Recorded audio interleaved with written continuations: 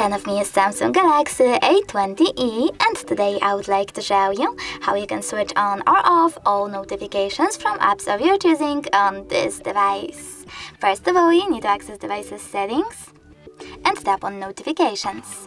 Now scroll down and choose see all.